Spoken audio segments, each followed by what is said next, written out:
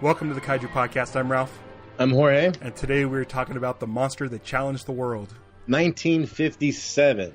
AKA the monsters that challenged a small lake town. Right. Yeah. I was doing the same thing. Yeah. So in the movie, in the opening credits, it said that someone wrote it. I don't know who, but it was based on an idea by David Duncan. Okay. Who I am assuming thought it up while on a trip to the Salton Sea, because it was weirdly specific. They kept talking about the Salton Sea. Yeah. Is there a Navy base on the Salton Sea? I don't know, but it was all of it. It's, I don't know, this whole that it's a parachute testing ground that they test parachutes on it. I guess that would make now. Wait, is the lake like full of salt? Because I know that usually means things float a lot easier, so that would make sense, right? I guess it would be easier to recover stuff. For buoyancy? I guess. Sure. I don't know. I have no idea. Sure, and it's a soft thing to land on, I guess. Yeah. You know what was cool about this that I realized while watching it is these American sort of B sci-fi monster movies. They don't do what the Japanese movies do, which is like giant monsters tearing down model cities. No. But they build giant puppets. Yes. Which I'm pretty cool with.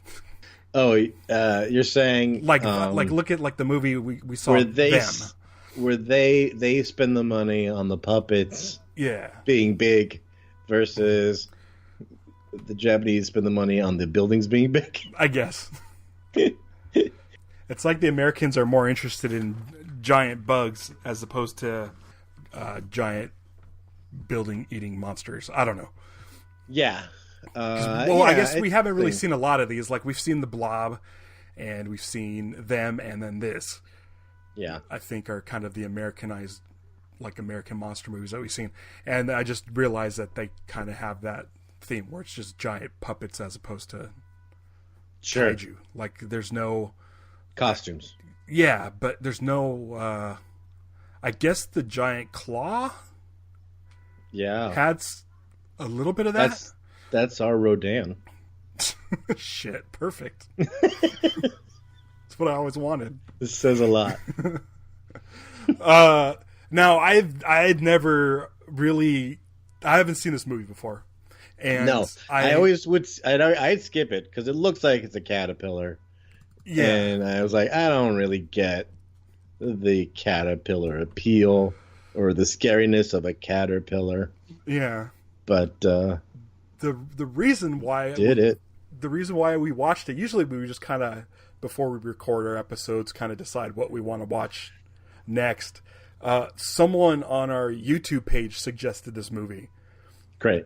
After they saw, I believe Space Amoeba, they said, "Oh, you got to check this out." And I was like, "Yeah, sure, why not?" I don't think I would ever pick it on my own, but I'm glad I watched it.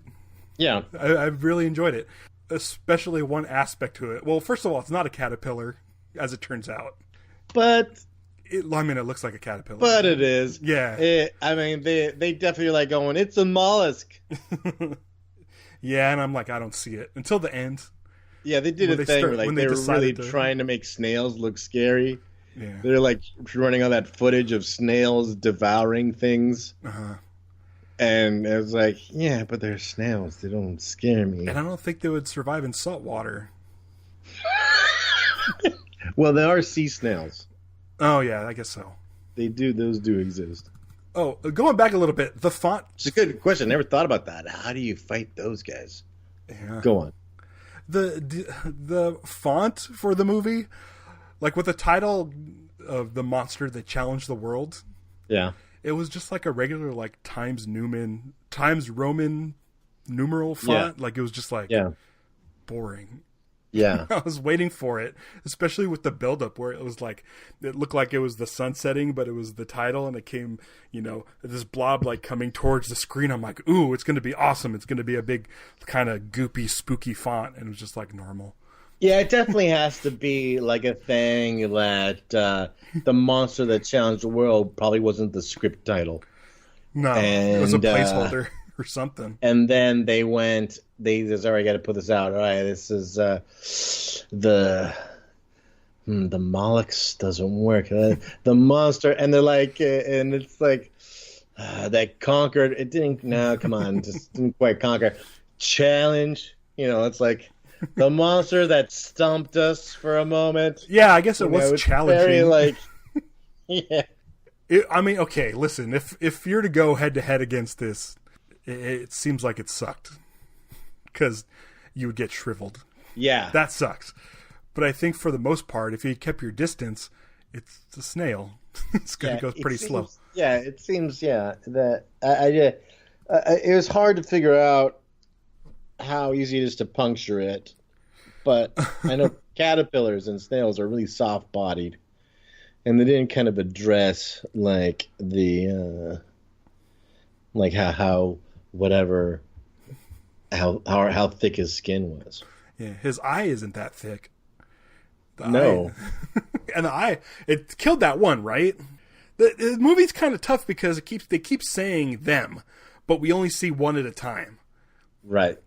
So I don't think we ever see more than one at a time, except for when the production finally finished working on their submerged snail shells and put those in at the end. Right, but still then only one of them lifts up and takes a peek. Yeah. So it was, it's like the title knew that it was only one monster when the movie was trying to convince us it was more than one. Yeah. It wasn't until they showed like different ones at different locations. I mean, clearly the same puppet, but we didn't know that there was more than one. I had some acting issues with this movie. No one on the phone had someone else on the phone. Like you could. People were responding to people. They were just saying stuff. People were responding to, like, not even giving anybody time to say something on the other end, and just responding to them. And there's also a lot of scenes where it's like the actors were there waiting to act. Where like there's just certain things that look so staged. Yeah. Like the guy walks in the door of the morgue and the people are standing there, and then he walks in the door and they're just standing still, and as soon as he walks in they go, so what you're saying is blah blah blah blah blah, Yeah. Or like the guy who's like pretending to be doing something at the file cabinet, and then he walks around to the desk so that the camera moves and follows him to the other guy. I guess I don't notice stuff like that. Yeah, I do. Flutter Boy calling land radio. At first I thought it was Butter Boy. But the people who were going to pick up the guy who's testing the parachute. And then a lot of white goop in this. Yep, the worm shoots goo. Yeah. And there's a really weird awkward bit of the white goop. Like they find white goop on the boat, but there's that guy who was walking around and he's panicking because his girl is gone. Maybe the monster took him. Maybe he did something. We're not going to get into that because as far as the movie goes, something happened to his girl and it's probably supposed to be the monster. But his shirt's like open. And when he collapses and falls, the cop's hand is in his shirt. Oh. The cop is like his hand like as if like by accident on purpose slips into the guy's shirt, and he's touching his chest, was where the white goop is, and he notices white goop, but he stuck his hand in his shirt. Oops. I did like the faces of the people who got shriveled by the monster. Hollister. When Hollister first pops up and like his face, the way the eyes are and the snarl on it, those are really fun, cool sculpts, and they look really cool underwater. Same thing when you see Jodie again after she mates her fate. Yeah. And she's all shriveled too. When Jodie came on, I was like, oh man, Jodie is so bad. Bad? Like a bad teenager? Yeah, she's a bad girl. Yeah. I like Jody. Yeah, me too. Always like the when you look up people on IMDb, and it's always great when their profile picture in IMDb is a still with a monster in the movie you're watching. Yeah, there's two. Two of the actresses had the monster. The other one I think was the woman who played the wife of the guy who, when the two divers, one of them got it. I think the daughter too, the little girl. Oh yeah, the little girl with the. Oh man, there's a lot of things that really didn't make sense in this movie, but the little girl with her ladybug. Yes, because she kept talking about her ladybug, and I'm like, oh wait, maybe the monster is a ladybug, but it wasn't. Or like it would convert. I don't know. I didn't know what it was. Yeah, ladybug's very special, very important. I was just kind of thinking like, you can buy ladybugs, what? Yeah, you can buy it's like a small cottage cheese container of ladybugs. Is it for like feeding frogs or something? It's so like if you have like I remember when I was growing tomatoes, someone suggested trying ladybugs and it's for like the aphids that are on the leaves, and like you open it up and suddenly ladybugs are everywhere. You're covered with ladybugs all over your arms. Oh. You're supposed to like release because they keep them in like a fridge, so they're slow. Okay. And you're supposed to release them at night, but California nights are still so warm in the summertime, they just kind of went everywhere. I had no idea.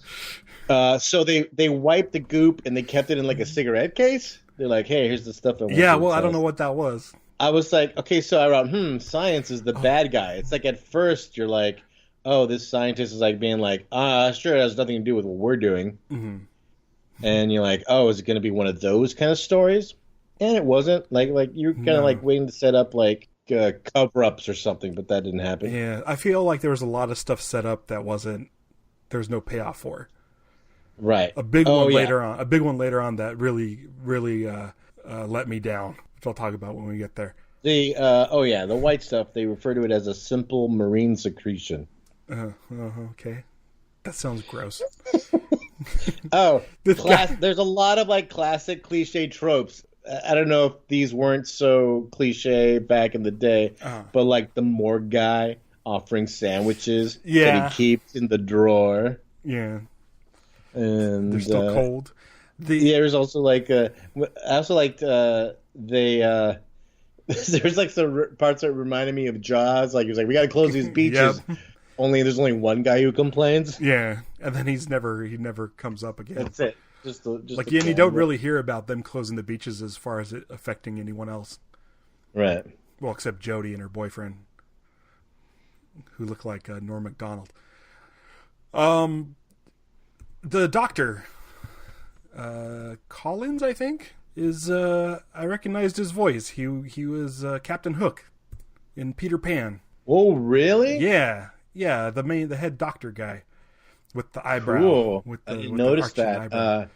He had his IMDb pictures seemed kind of like had a little extra flamboyancy, but I figured he was like his character actor. Oh, that's cool. I didn't know that. Captain Hook. Okay, so I got excited because they send divers down underwater. Yeah, these divers swim really close to each other. Yeah.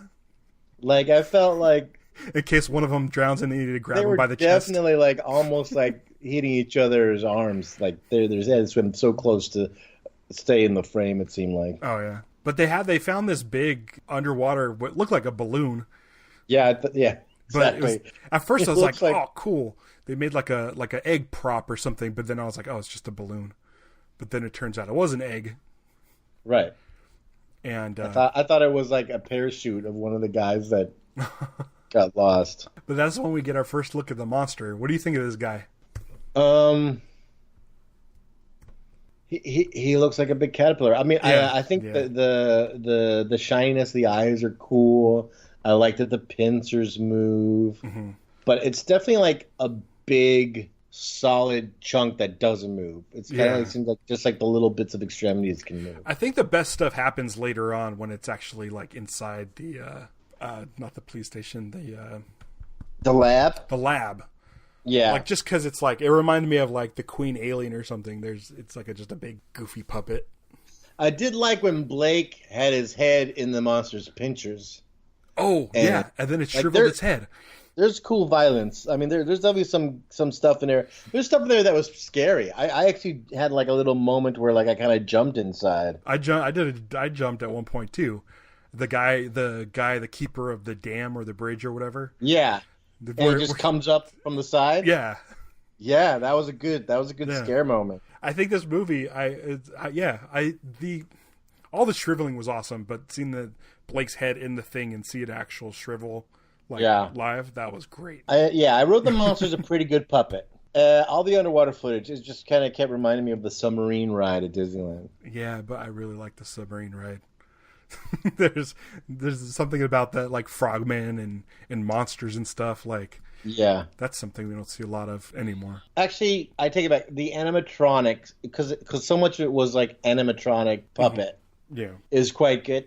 What the monster is like a really cool animatronic from like a dark ride. Yeah, it sits in one spot that you can pass by and look at. You go by it and it does all the movement and stuff. That's its thing. It's like that snake in the Indiana Jones ride at Disneyland. Yeah, the big giant one. Yeah, that swings around. Did you write down the note that Dr. Connor's at the Radio Shack? No. Oh, I did. I thought that was funny. But he attacks in the boat, and it kind of looks silly outside of the boat because it's like, how is it floating? Yeah, it's all the way outside of the water. They could barely reach it with the stick to poke its eye. Oh, but before that, there's another guy that dies that doesn't get shriveled. He has a stroke. And he dies from being he gets scared to death. Right. But that dude, when he sees the monster and is yelling, is hilarious because he was just like, wasn't really like scared. But they gouge the eye out, and it seems like they kill the monster, and then the rest of the movie, they're pretty much like, I don't know if there's more of them. I think we got them all, except for this egg we found. So it's kind of up in the air where they don't know if there's more in the water or not. But they take the egg and they stick it in a temperature-controlled tank. Bath, yeah. And the egg won't hatch because they set it to a certain temperature. Right. And then they said, as long as nobody touches this knob, and it's like a really flimsy knob that literally anybody's going to touch. And I'm like, okay, this is someone's definitely going to touch that knob before this movie's done. Of course, that ends up happening. Yeah, it was so much setup too on the little girl coming to touch the knob because she's like, she wants to go visit the rabbits, and her mom keeps telling her no, over and over again. Until eventually she sneaks away to do it. Yeah, we're in this facility where everything is top secret. Even the wives don't know what's going on. So everything's super top secret, but a little girl could wander into the rabbit room and touch the knob of the thing. There's a couple of points where Connie, her husband dies. I think her husband is the one that gets shriveled. Yes. Hollister, I think. George Blake. Oh, no, George Blake. Connie Blake and George Blake. Okay, and they keep asking the receptionist that works in the lab if Connie's all right. And they keep saying, yeah, Connie's all right, but she's like pregnant and just lost her husband. Like, how is she all right? She's really never seen from again. Yeah, that's a good point. So I don't remember the characters' names. There's a date. Most uncomfortable date scene ever. Well, yeah, but the first thing they say is that he knows a Mexicali restaurant, a really good Mexicali restaurant. And my note is, it better not be racist. Oh, no. Okay. So they end up going to this restaurant. And there's a couple of things. We'll talk about the boy in a second. Yeah. I'm going to talk about my first disappointment in this movie. Something that I was there, for some reason, the dude leaves, the general or the whatever guy. He leaves the date to go, I don't know what he does, goes on the phone or something. He has to deal with something. He leaves the dinner table, and she gets up and walks over to a wishing well. A big-ass giant wishing well that looks like the perfect size for that monster to come out of. And it doesn't happen. Well, you thought that it would somehow, an egg would have gone into this well inside a Mexican restaurant? Well, they kept talking about they didn't know. Mexicali restaurant? Well, here's the thing. later on in the movie, they're talking about the water systems and they're talking about wells, and the museum curator says, oh, it's in Spanish. And I'm like, okay, Mexicali restaurant, wells, now it's going to come out of the... That's good. Out of the thing and eat the people. It never happened. Why did she go up to that well? What was the purpose of that scene?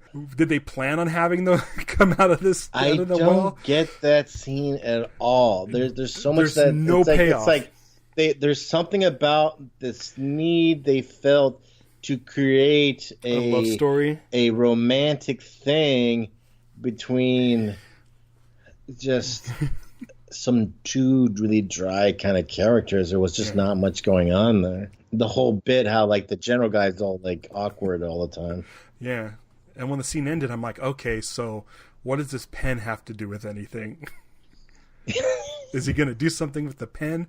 I was like, maybe he's going to stab the thing in the eye that comes out of the well. Oh, that's a good point. Nothing in that scene mattered at all. It's so weird. It's like, it's kind of like, it's almost felt like, it's more than a Mexicali restaurant. It's like a Mexican like experience restaurant. You know, like you feel like it's like, oh, the kid gets his money and then runs off, and they're like, oh, he took my money, and you're like, it's like this is what the writers envision a trip to like Tijuana is like. Yeah. And then it's like, I was like, oh, then there'll be a kid coming around selling gum or something. You know, it just kind of felt like that. And then the kid comes back and you're like going, oh, you see, he was honest after all. Yeah. How about that, brown guy? They taught us a lesson. Yeah. So the museum curator, he was that weird guy who kept complaining about there was no room.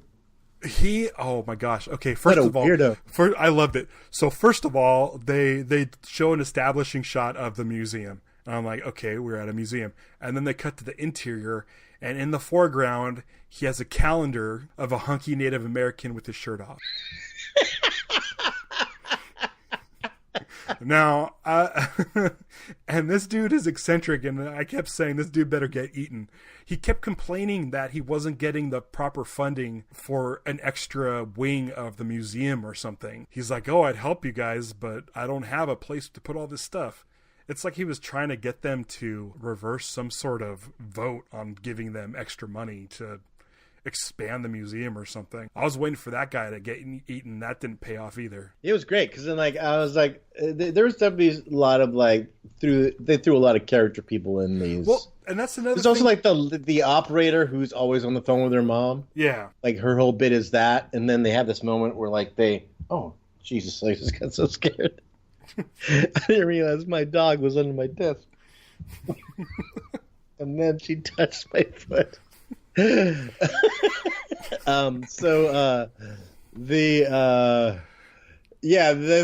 a part where the whole time we cut to her, she's like, I gotta go, Mom, there's whatever. So she's always on the phone with her mom, and then there's another guy then says like, yeah, I tried calling but the line was busy. I see. Okay, so they set up the restaurant, they set up the museum, and then like the operator and stuff, there's all these people, and I'm like, okay, we're going to see all these people come together and get terrorized or challenged by this monster. But they really don't. None of them really do. I think really the only people that get challenged by the monster are the lady and the daughter. And then the general guy comes in and, saves them. Yeah, the Navy guys get challenged. Yeah. Because they're like, what do we do? Yeah. And then just like in Jaws, another Jaws reference, there's a couple of kids playing in the pond. Yeah. That's like attached to the thing. And I'm like, okay, this had better pay off. I kept writing, this better get paid off in my notes. You know what else I didn't get? Was the attitude of the other diver when the general guy is gonna. We should figure out what that guy's name is. When he is gonna go do the dive with him, and he's like, "Are you ready?" And that guy like snaps him and be like, "Are you?" And it's like, what? What's that guy's problem? And then later he apologizes to him about it. And he's like, hey, he apologizes to him because there was like the whole thing about, this is when they're going down to blow up the shells. Yeah.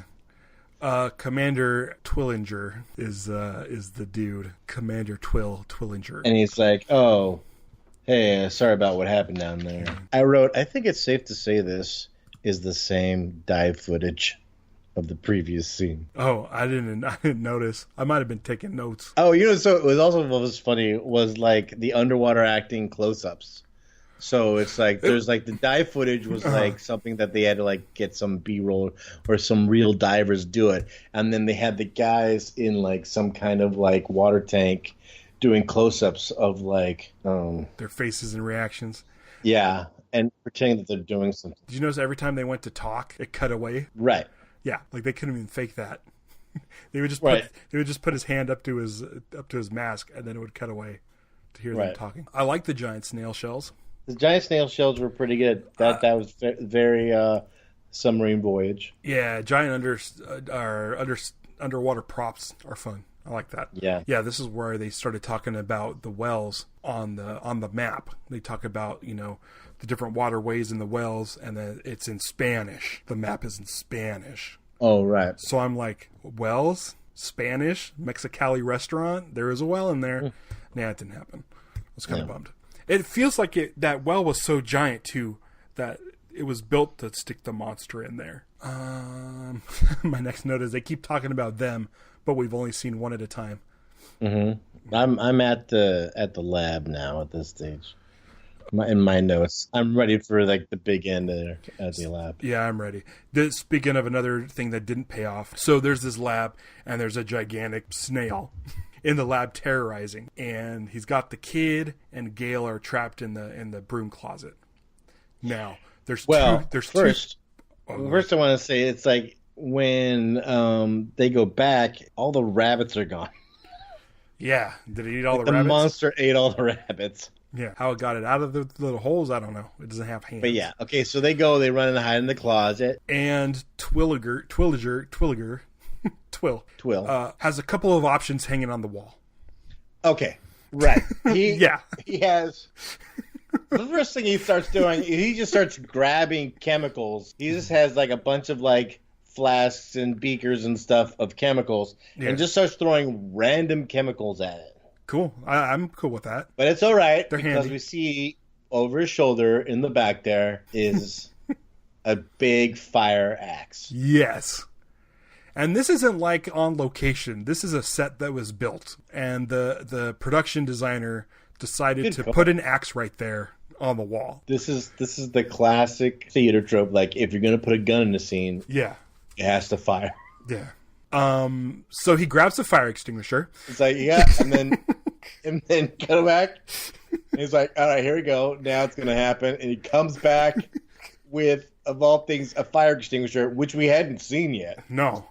And it's not like the Blob where it was established that it hates cold. Well, I guess the cold kept it from hatching, but now that it's hatched, it's not established. But it is established that if you have a stick, you could poke its eye out and kill it. Yeah, that we know. So don't and use the pointy object. It's also established that it's technically a mollusk. Uh-huh. And I'm pretty sure an axe beats mollusk. But you know what it is? I bet what it is like going, oh, no. Don't you cut my big caterpillar. Don't do damage to my big caterpillar puppet. You already messed up one eyeball. That's all you guys get. Yeah. I mean, I can always, those are light bulbs. We just screw them back in. But... and he also not only does he use the fire extinguisher on him, he then, as if the fire extinguisher was a gun, after he runs out of stuff, he throws a fire extinguisher at it. Yeah. Again, so weird. Still has the option to grab the axe, but instead decides to pull a hose, some kind of steam hose. Oh yeah, he pulls it out of the floor and starts steaming the giant caterpillar. I thought it was some kind of like nitrous oxide or something. Maybe it was connected to the tank to keep it cold. I just thought it was steam because it was like he wrapped that thing around it too, so he could hold it easier. I thought it was being hot. Well, it wasn't an axe. I know that. It was so wrinkly. He had to smooth that guy out. Yeah. And I was like, maybe he's steaming it so that they can all eat him later. Ugh. No, I guess people do that in France. I guess other parts of the world too. You know, I love when children are in peril and the adults with them tell them to just close your eyes. Yeah. You know, it's like, just close your eyes. Don't worry about the screaming when that happens or anything. You know, it's like, don't worry, just close your eyes. Meanwhile, she's yelling like a maniac. I enjoyed watching the bug chew through the janitor door. Yeah. I thought that looked cool. Destroying the wood? That was good. Yeah. Yeah. He kills it. He kills it. And then it's like, okay. And they're like, you're fine, honey, to the little girl. It's like, yeah, you're not traumatized at all. Yeah. There was a portion where the divers, they were putting charges down on the two shells that were underwater. Yeah. And the scientists were like, you have 20 seconds, get out of there. Like, they're really building up the suspense, and then they get out of the water, and then they just kind of like cut away to an explosion somewhere, and then that was kind of it. A little anticlimactic on that one. Like, I was expecting these guys to like barely get out of the water as it exploded around it, but no. Right. Yeah, the whole thing where like it's like what's the problem down there? You couldn't pull the pin out of that last one. Yeah, but I mean, once the explosion goes off, he can just go right back in and get the other one. I don't know. Yeah, because what's he gonna do? Make a break for it? What'd you think of this one? I enjoyed it. I thought it was all right. I liked the monster design. Like if we were going to make a separate list of just like these kind of black and white American drive-in movies, them I think is still tops. But I enjoyed it. I thought it was fun. It was it's kind of a right down the middle sort of. It's a B monster movie. Yeah, the thought of that creature on a ride would be really fun. Yeah, like going by him and seeing. Oh, how great would that be? Be really cool. Like there was a maze at Knott's Scary Farm that was the Peter Pumpkin Eater one, and there's a part where you pass by what's like this giant animatronic bug, and it's pretty fun. They're pretty cool. That'd be cool if there was like a big B movie dark ride with different rooms with different monsters from all of them. So you have like a them room and a monster that challenged the world room and a blob room. Yeah, to do it thematically, that would be really cool. Like all like RKO movies or whatever. Yeah, like the history of, and make them all black and white. Yeah. Like grayscale, like painted, good old grayscale. Yeah, painted all grayscale. Cool. That's a cool idea. That would probably mess with your eyes, like going through that, like just looking at it like that. That'd be pretty cool. Well, did you ever go through that dark ride maze that they did at Knott's one Halloween? The last time I went was with you, and we hit everything. I don't think Dark Ride was there yet. I think it was the year after. But they do one that's like you're going through a dark ride that's shut down, that's like broken. Oh. And so as you walk through it, you kind of sometimes got to walk around the little cars that are like you would go with the ride, and then different animatronics like start moving and start going off at certain times and stuff. It was pretty good. Sounds cool. Yeah, I don't have much more to say about this one. Yeah, me either. It was enjoyable. It's an easy watch. Yeah, which is nice. We there's a lot of movies that challenge us. Things like Gamera's Super Monster, but it's a nice, easy. I would suggest maybe a Sunday afternoon, like a lazy Sunday afternoon. If you're watching like a monster double feature, this is a good one to watch. I think it would be fun to watch this and them together. But maybe more of these in the future because it's fun. It's interesting. Yeah, these also. I mean, there's a little bit. I was trying to think. Was there any anti-nuke message in this one? No, I didn't really see any message in it. I don't remember. What there was. What was so? Was it just a random earthquake? Yeah. That opened up the cave, and then the Geiger reading, and nothing really. Yeah, it was right. It was it was a prehistoric. It was a prehistoric mollusk because it was the bit. Yeah, they were shouting it. They were mentioning different names and stuff, and I was trying to Google them, but the names are so weird, hard to figure out exactly how to spell. But I guess it was all right. Yeah, I guess it's good. Not all movies need a message. Which is rare for the movies we watch. Speaking of which, let's talk about our next episode. We are going back to Gamera. Oh, yeah, I'm excited. Yeah, Gamera, Guardian of the Universe. And we've been watching Gameras in order, and we've been kind of chomping at the bit to make it through here. Get to something modern. I mean, it's a big jump. right? Yeah, well, I mean, the last one was 1980, so it was 15 years before that, and that one was just a clip movie, so it was probably more like 20 years. No more clips to be had because 1980, but feels like 1970. So that'll be the next one. You could watch that on kaijupod.com. It'll also have links to our YouTube, Twitter, Facebook, and Instagram. So check that out there. And then until next time, I'm going to go check out this Mexicali restaurant. Next time, you can swim again. Huh? Go to the beach. Oh, yeah? Yeah. They're like, hey, you can swim again. That's the good news. Well, I mean, I guess. The bad news is you were traumatized. Good news is you can swim again. I guess. And have ladybug. Because they said they didn't, after they killed the first one, they weren't sure that there were more. But at the end, when they destroy the two of them, how are they sure there aren't more? I don't know. I don't want to go swimming. You go swim in that giant ass wishing well in the Mexicali restaurant. Pick up a couple pins. All right. Go swim looking for shriveled up faces. Ooh, those divers found Jody's shriveled up face. Jody was really. Yeah. Oh yeah. The girl that the guy who had spooge on his chest was Mary Jane because he was walking by going, Mary Jane, Mary Jane, and the guy puts his hand in his chest. Rubs it in. All right, got some sunscreen you haven't wiped rubbed in enough. Let me help you with that. All right. You know something, Sandy? You can go swimming again. Yes, ma'am, you can.